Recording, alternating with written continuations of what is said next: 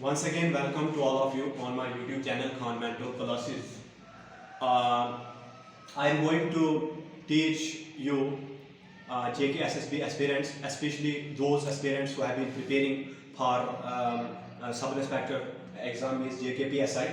I am going to teach you the different subjects. And today my topic is Advent of Europeans in India. This is one of the most important topics in modern India.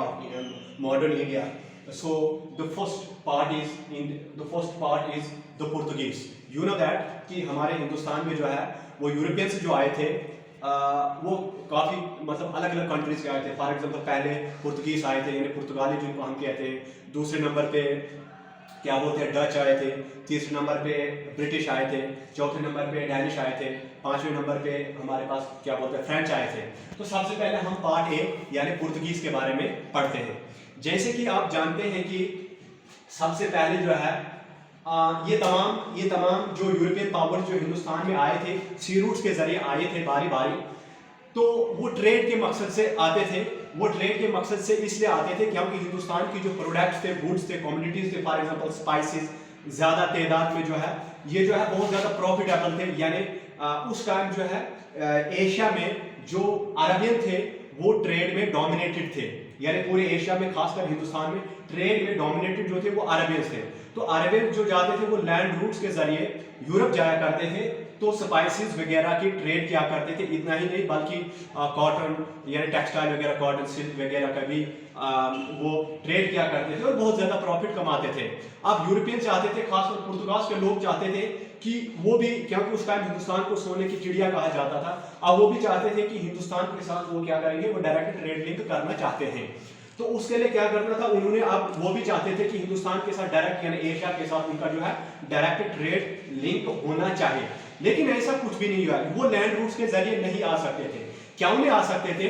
क्योंकि आप जानते थे जैसे कि Ottoman umpire यानी Turks का जैसे ही यानी जो किंगडम फ्लोरिश होने लगा, बढ़ने लगा, तो वो जो है रोमन अंपायर्स को हराने लगे.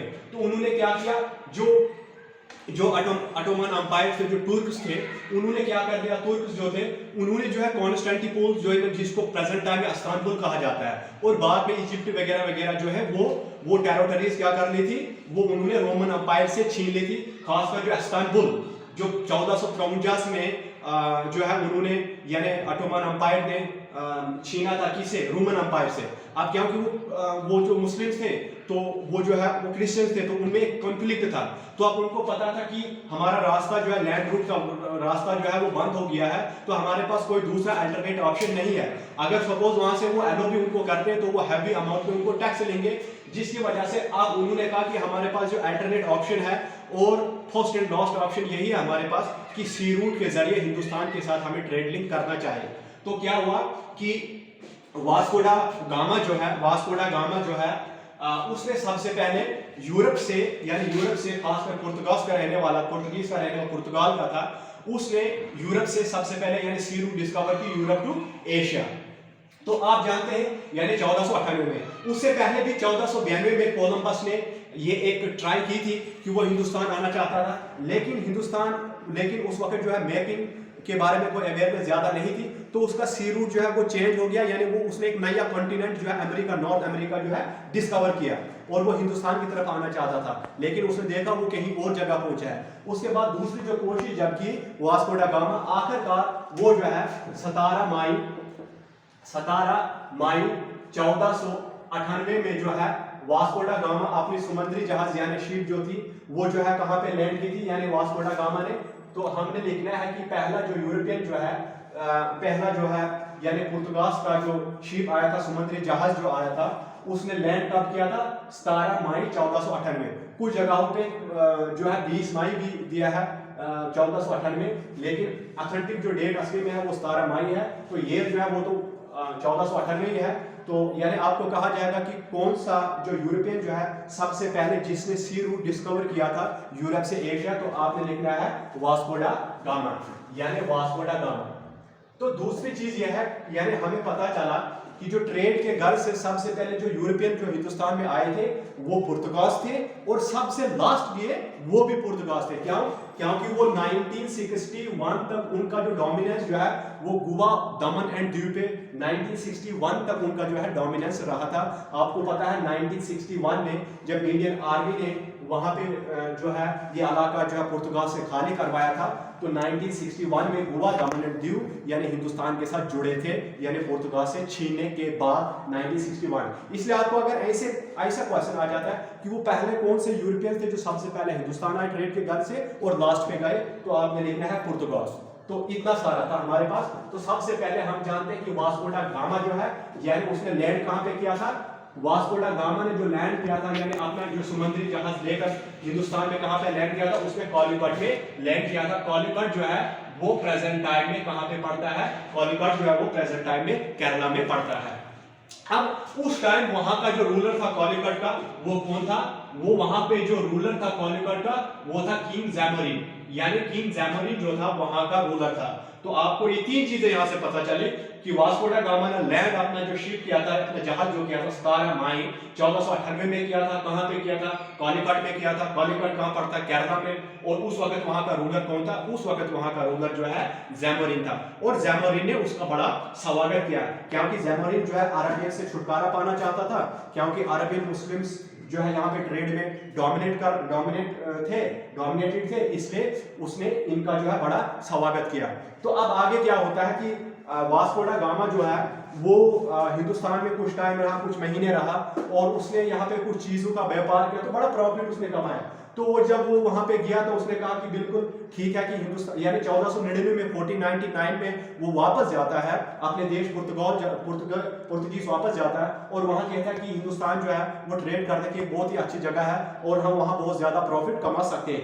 इसलिए अब वो 1502 में, यानी 1502 में अब वास्को डा गामा जो है he again returned back to India with a number of ships।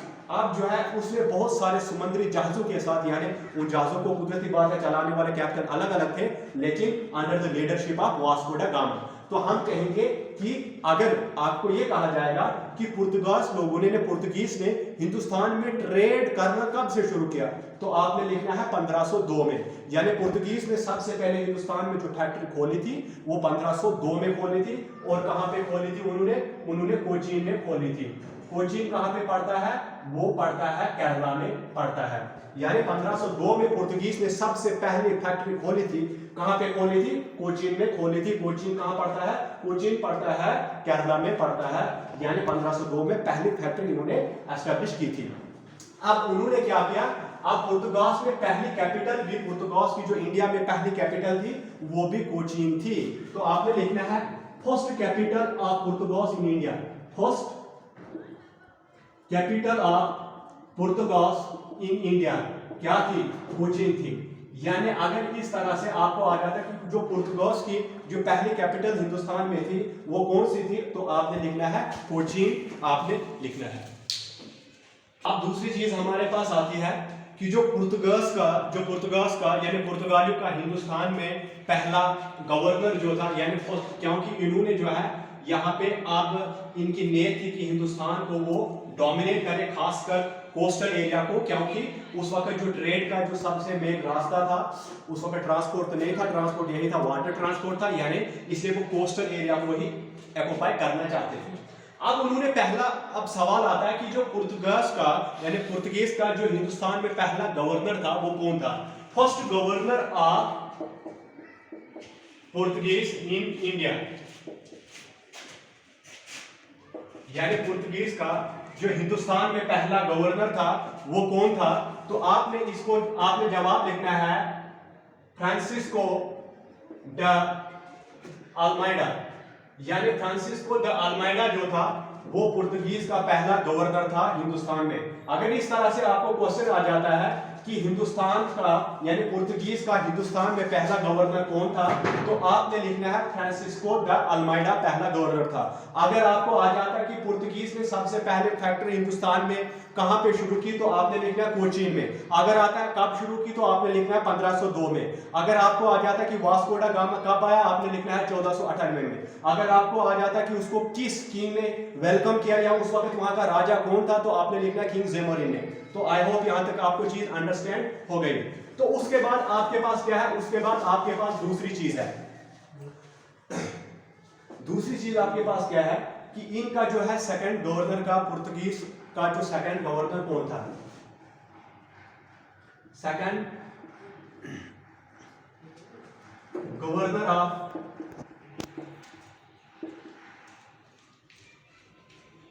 Portuguese in India, Alfonso Albuquerque. यानी अगर आपको आ जाएगा कि पुर्तगीज का हिंदुस्तान में दूसरा गवर्नर कौन था, तो आपने लिखना है अल्फांसो अल्बरूक। और अगर आपको ये आ जाता है कि हाँ, और आपने ये लिखना है कि गोवा को सबसे पहले, गोवा को कैप्चर किसने किया था, तब गवर्नर कौन था, अल्फांसो अल्बरूक ही गवर्नर था। कब, देखो पुर्तगीज का हिंदुस्तान में दूसरा गवर्नर कौन था, तो आपने लिखना है अल्फांसो अल्बरूक। यानी पुर्तगीज का नाम है, प्रोनाउंसिएशन में कुछ भी हो सकता है। लेकिन अब यहां से आता है कि पुर्तगाल ने हिंदुस्तान में आके कौन सी पहली टेरिटरी कैप्चर की थी, तो आपको पता होना चाहिए कि गोवा कब किया था, 1510 में। लेकिन क्वेश्चन इस तरह से आता है कि जब पुर्तगीज को कैप्चर किया गया था, पुर्तगीज को हिंदुस्तान में जब पुर्तगालियों ने ये गोवा को हिंदुस्तान में जब पुर्तगालियों ने कैप्चर किया था, तो उस वक्त गवर्नर कौन था, तो आपको पता होना चाहिए अल्फांसो अल्बरूक जो है यहाँ का पुर्तगालियों का गवर्नर था।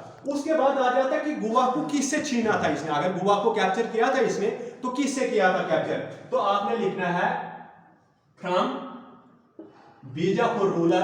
बीजापुर का जो रूलर था, यानी जिसका नाम क्या था, आदिल शाह, जिसका नाम था आदिल शाह। यानी गोवा को आदिल शाह से छीना था। कब छीना था, 1510।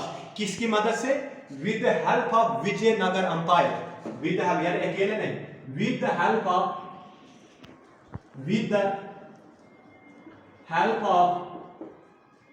विजय नगर अंपायर, यानी विजयनगर अंपायर की मदद से गोवा को जो है 1510 में छीना था। पुर्तगालियों ने किससे छीना था, बीजापुर रूलर आदिल शाह से छीना था, with the help of Vijayanagar empire. उसके बाद इसके बारे में एक इंपॉर्टेंट चीज आता है कि सबसे पहले किस पुर्तगाली गवर्नर ने गोवा में जो है सती सिस्टम जो है खत्म किया था, तो आपने उसका भी लिखना है अल्फांसो अल्बरूक ने ही सती सिस्टम को हिंदुस्तान में यानी गोवा में खत्म। आपको पता है कि सती सिस्टम पे जो है वो टेम्परेरी बैन बहुत दफा लगा है, औरंगजेब ने भी इस पे बैन लगाया था। लेकिन 1829 में लॉर्ड विलियम बेंटिक ने इस पे पूरा बैन लगा दिया था, पूरे हिंदुस्तान में सती सिस्टम पे बैन लगा दिया था। लेकिन सबसे पहले किस पुर्तगाली गवर्नर ने जो है सती सिस्टम पे बैन लगाया था गोवा में, वो था अल्फांसो अल्बरूक ने सबसे पहले इस पे बैन लगाया था। अब इसके बाद आ जाता है कि तीसरा गवर्नर, यानी इसके बाद अब गवर्नर कौन, इसके बाद जो तीसरा गवर्नर जो आता है, Nino da Cunha. Nino da Cunha जो था वो तीसरा गवर्नर था, और नीनो द कुन्हा के ही टाइम में इन्होंने जो है कैपिटल को शिफ्ट किया था कोचीन से गोवा। यानी आपने, अगर आपको ये क्वेश्चन आता है कि ये जो पहले जो कैपिटल थी पुर्तगीज की, कहां पे कैपिटल थी, वो कोचीन में थी। आप बताओ गोवा नई कैपिटल इनकी कब बनी, तो आपने लिखना है गोवा जो है इनकी नई कैपिटल बनी थी 1530 में। या आपको ऐसे क्वेश्चन आ सकता है कि आप बताओ कि किस गवर्नर के टाइम में जो है पुर्तगीज की कैपिटल जो है वो गोवा बनी थी, तो आपने लिखना है Nino da Cunha. Nino da Cunha लिखना है आपने। और नीनो द कुन्हा ने क्या किया था, इसने बहुत बड़े 2 इलाके कैप्चर भी किए थे, यानी जीते थे।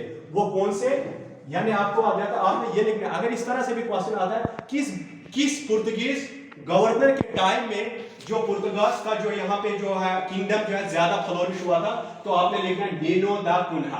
Nino da Cunha. इसने दो बड़े इलाके जो है कैप्चर किए थे, एक था दमन और दूसरा था दीव। दमन और दीव आज के टाइम में तो यूनियन टेरिटरीज है, लेकिन उस टाइम में बहुत बड़ा इलाका था, इसके अंदर मुंबई भी आता था, दमन और दीव के अंदर। और दीव को जो है इसने जो है दीव को जो है 1539 में कैप्चर किया था।